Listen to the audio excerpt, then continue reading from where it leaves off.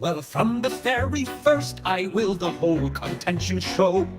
'Twas when I went into the house to feast him, as you know.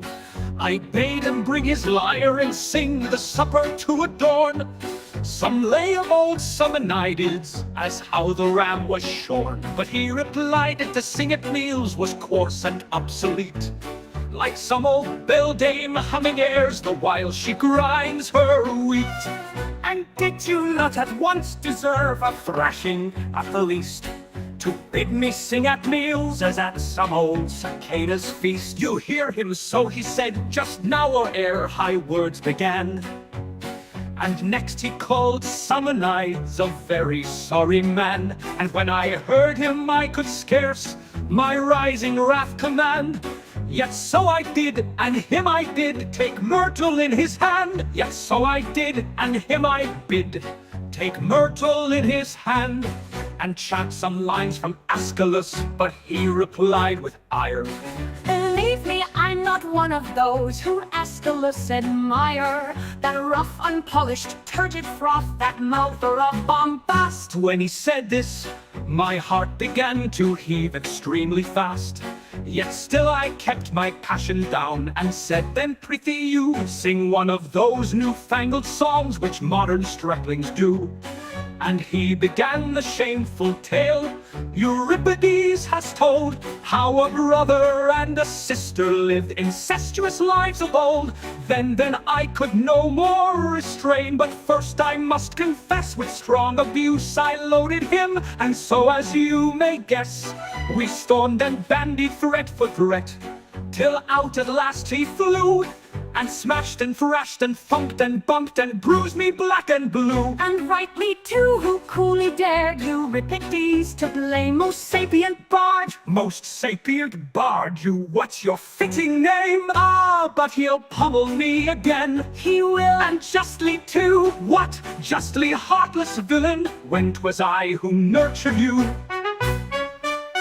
I knew your little lisping ways, how soon you'd hardly think. If you cried brie, I guessed your wants, and used to give you drink. If you said, "Ma'am, I fetched you bread," with fond discernment true, and you could hardly say "caca" when through the door I flew, and held you out a full arm's length, your little needs to do.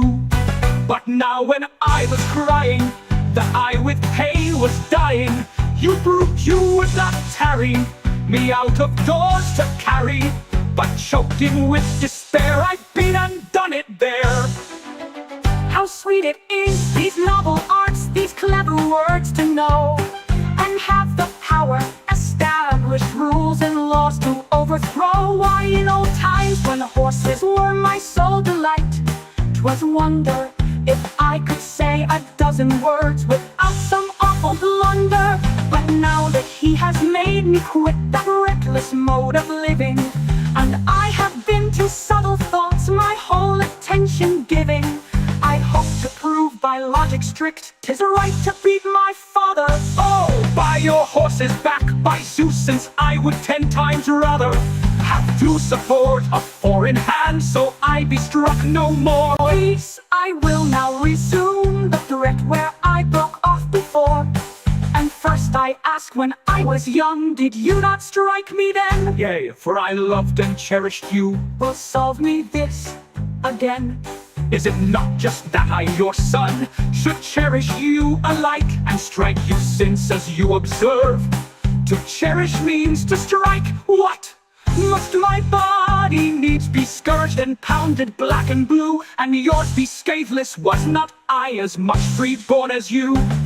Perhaps you'll urge that children's minds alone are taught by blows.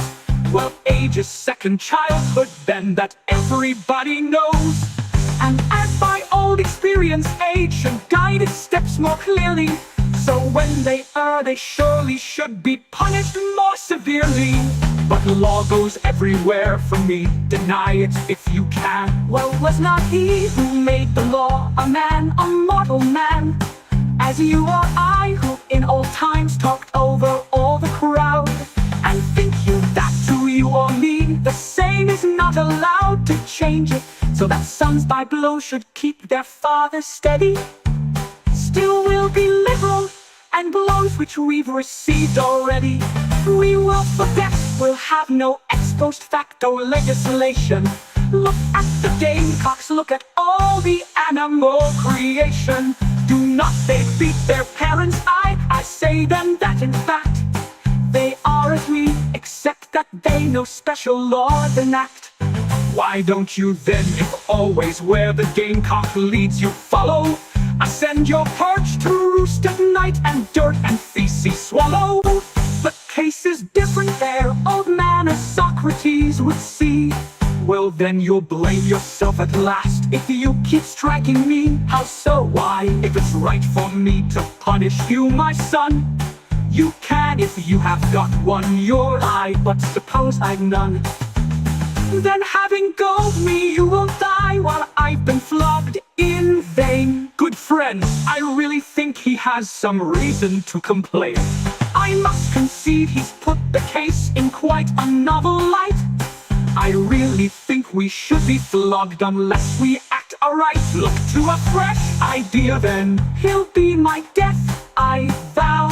Yet then, perhaps you will not grudge even what you suffer now. How will you beat me like the blows which I've received today? Yes, for I'll beat my mother too. What is that you say?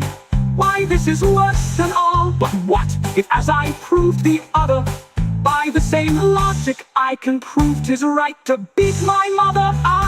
What indeed? If this you plead, if this you think to win, why then, for all I care, you may to the accursed gulf convey yourself with all your learning new, your master and your logic too, and tumble headlong in all clouds, all clouds, all clouds. I owe all this to you. Why did I let you manage my affairs?